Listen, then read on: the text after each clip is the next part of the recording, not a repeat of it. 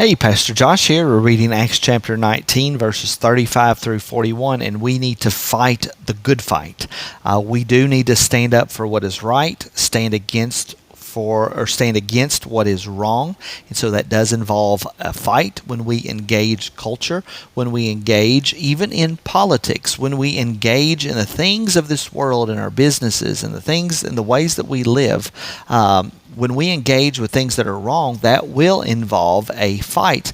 And we need to make sure that we as Christians, that we go about this fight in a correct, godly way. And the Apostle Paul will call it the good fight. And we see an example of Paul and the Christians in Ephesus fighting a good fight. So let's get into our reading today. There's been a great riot that has happened in Ephesus because Demetrius, the silversmith in Ephesus, and all of his union, if you will, all the silversmiths of Ephesus that creates all of these idols that people would purchase and trinkets connected to the worship of the goddess of Ephesus.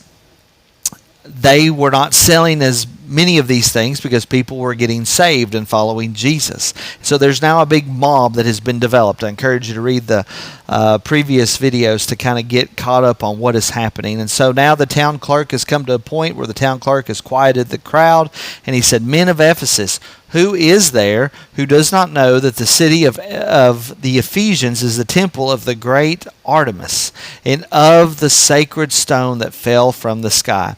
Seeing then that these things cannot be denied, you ought to be quiet and do nothing rash." Guys, everybody knows that Ephesus is the place where the great goddess Artemis is. So what's the deal? Why are you making this a situation? Why are you rioting here? You ought to be quiet and do nothing rash. And here we see verse 37. "For you have brought these men here who are neither sacrilegious nor blasphemers of our goddess." So the town clerk was able to say that the Christians of Ephesus were not sacrilegious, were not blasphemers of the goddess Artemis. They were not at all. They were not sacrilegious nor blasphemers of the goddess Artemis. Did they believe in Artemis? No. They actually even preached and taught that they were not gods. But they were not sacrilegious, rude, even disrespectful to these folks. Now you would think, particularly with how strong Paul is in his attitude toward idol worship, that this perhaps would have been an outcome of the mission here in Ephesus in his long time of teaching. But no, rather than that, what has happened is that people's hearts were changed. They were turned to God, and they just naturally stopped buying these trinkets. And we saw in previous videos that in Ephesus, they were even burning all of these magic books that were worth up to $2.9 million. That is a lot of money that these guys are no longer going to be able to make because all of these folks are getting saved. But in all of Paul's teaching and all of the work of the Christians, they were not able to get the reputation that they were blasphemers of the goddess of Artemis. And you would almost think that they would have gotten that reputation, but they were not. And that is because they fought a good fight. They fought a fight, yes, but they focused on Jesus Christ. They proclaimed Jesus Christ as the one and true God. People got saved, and then the culture started to change, so much so that it's actually affecting even the political landscape. And then notice, before it affects the political landscape, it actually affects the economic landscape first. And so we see the gospel then transforming Asia and transforming Ephesus in particular. But they were fighting a good fight so that they were not called blasphemers of Artemis. I got a couple quotes from other portions of Scripture. The Apostle Paul tells Timothy in his letter, he tells him to fight the good fight of faith. You got to fight a fight, but you got to fight it right.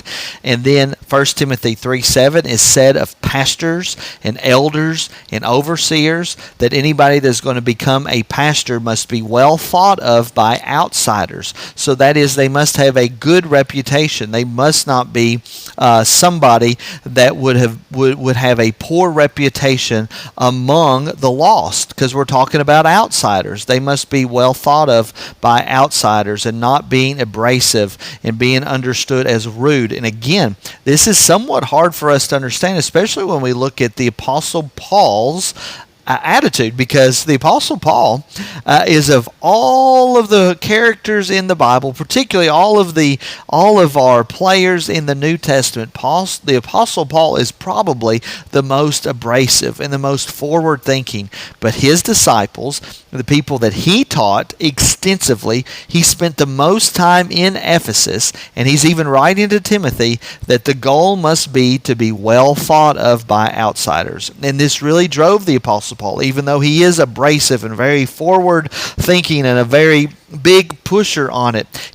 The thing that really drove him the most is in another place where he says, I have become all things to all people that I might win some. He wanted to have a good reputation and have an opportunity to speak into the lives of other people so that he could tell them about Jesus and then let God do the work of transforming their hearts. So your pastors must be well thought of by outsiders. By implication, you as Christians should also be well thought of by outsiders. And then Peter himself, also another, I would think we would say, if Paul would be number one in my opinion, Peter would be number two of being the most abrasive leaders in the New Testament church. That fisherman who always seemed to put his foot in his mouth when he was speaking with Jesus. But here's what he tells the Christians in his letter that he wrote. He says, keep your conduct among the Gentiles honorable. Keep your conduct among the nations honorable. We must have a good reputation. Even as we're talking about Jesus, so much so that they would not be able to call us even blasphemers or sacrilegious. We must be kind. We must be gentle in the way that we fight our fight. We must fight a good fight. So he says, if Demetrius and the craftsmen have a complaint against anyone, the courts are open. He's like, there's a proper way to go about this. You all aren't doing it. The Christians, though, seem to be doing it the right way. There are proconsuls.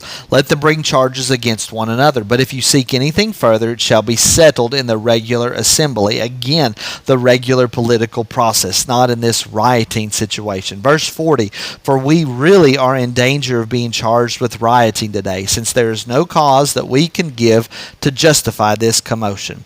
And when he had said these things, he dismissed the assembly. Fight the good fight. Keep a good reputation with those around you. What is it that you need to pay attention to where you're being maybe too forward and you're being too aggressive to where you're coming across rude and really not being godly as you fight this fight of faith? It's not an easy fight to fight, and it's sometimes hard to know the line. Where is it that we're given into culture and not standing, and where is it that we're being too aggressive, and then fighting in an ungodly way? I pray that God will give you the wisdom to know how to fight it in your particular context, in your particular job, in your family, and in your neighborhood.